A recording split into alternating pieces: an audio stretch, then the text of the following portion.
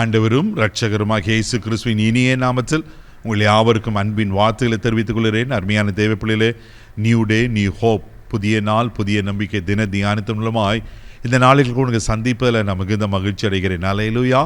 இன்றைக்கு கூட கர்த்தர் நமக்கு கொடுக்கிற வார்த்தை என்ன? யோவான் எழுதின சுவிசேஷம் 8ஆம் அதிகாரம் 12ஆம் வசனத்தை கூட வாசிக்க கேட்போம். மறுபடியும் இயேசு ஜனங்களை நோக்கி, நான் உலகத்திற்கு ஒளியாய் இருக்கிறேன். என்னை பின்பற்றுகிறவன் இருளில் நடவாமல் ஜீவ ஒளியை அடைந்திருப்பான் என்றார். பாருங்க, இங்க எவ்வளவு அழகா சொல்லப்பட்டு இயேசு சொல்றாரு, நான் உலகத்திற்கு ஒளியாய் இருக்கிறேன். நாமே இந்த உலகத்துக்கு ஒளி யாருங்க? இயேசுதான். அது மாத்திரமில்லாம இன்னொரு முக்கியமான காரியத்தை சொல்றாரு, என்னை பின்பற்றுகிறவன் இருளிலே நடவாமல் ஜீவ ஒளியை அடைந்திருப்பான். தேவ பிள்ளையில இன்னைக்கு மக்கள் எதை தேடிக்கொண்டிருக்காங்க? ஒளியை தேடிக்கொண்டிருக்காங்க. ஆனா உண்மையான ஒளி யார் தெரியுமா? இயேசு தான் அல்லவா? ஏசாயா தீர்க்கதரிசன புஸ்தகம் 9ஆம் அதிகாரம் 2வது வசனத்தில் வாசிப்பீங்கன்னா, இருளில் இருக்கிற ஜனங்கள் பெரிய வெளிச்சத்தை கண்டாங்களாம். இயேசு பிறப்பதற்கு 800 வருஷத்துக்கு முன்பாகவே ஏசாயா தீர்க்க தரிசனம் சொல்லப்பட்ட ஒரு தீர்க்க தரிசன வார்த்தை.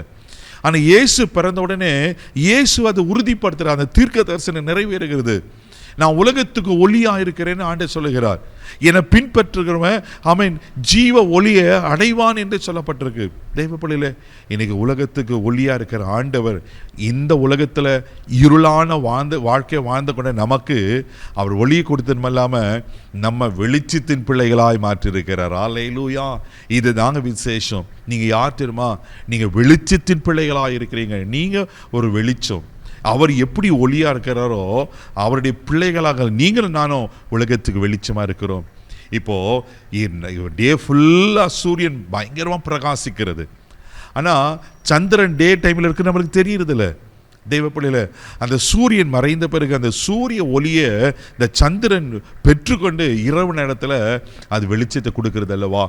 இன்னைக்கு நீதியின் சூரியனாகிய இயேசு கிறிஸ்து அவருடைய பிள்ளையா நம்ம இருக்கும்போது அவர் எப்படி உலகத்துக்கு ஒளியாக இருந்தாரோ, இங்கே வசனம் அழகாக சொல்லப்பட்டிருக்கு, என்னை பின்பற்றுகிறவன் இருளின் இடம் ஜீவ ஒளியை அடைந்திருப்பான்.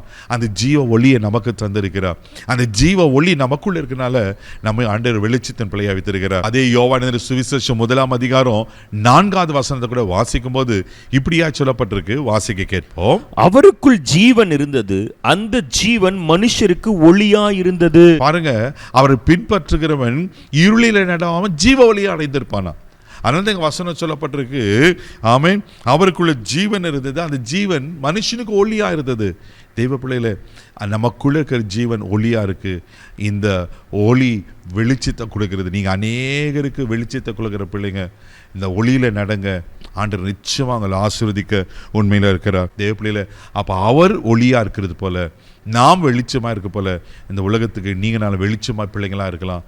இருளான கிரிகளை பாவமான கிரிகளை விட்டுட்டு அந்த ஒளியில நடங்க. உங்கள் வாழ்க்கையும் பிரகாசமாக இருக்கும். கண்களை மூடி நம்ம ஜெபிக்கலாம். அன்பு தகப்பனே, மக நன்றி சொல்லி துதிக்கிறோம், ஸ்தோத்திரிக்கிறையா.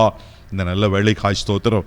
உலகத்தின் ஒளியே அன்றே மக்க ஸ்தோத்திரம். எங்களை உலகத்துக்கு வெளிச்சமாய் வைத்திருக்கிறவரே, அந்த ஜீவ ஒளி எங்களுக்குள்ள தந்திருக்கிறபடி ஸ்தோத்திரம். நாங்களும் பிரகாசிக்க உதவி செய்யுங்கப்பா. யார் யார் வாழ்க்கையில் என்னென்ன இருள் இருக்கோ, பாவ இருள், சாப இருள், வியாதி இருள், எல்லா இருள் விலகட்டும். இவளை வெளிச்சத்தின் பிள்ளையாய் மாற்றி ஆசீர்வதியும். இந்த நாள் முழுவதும் கரம் எடுத்து நடத்தும் கிருபை ஒப்பு கொடுக்கிறோம். இயேசுவின் மூலம் ஜெபம் கேளும் பிதாவே, ஆமென். நீங்கள் உலகத்துக்கு வெளிச்சம். தைரியமாக போங்க. God bless you.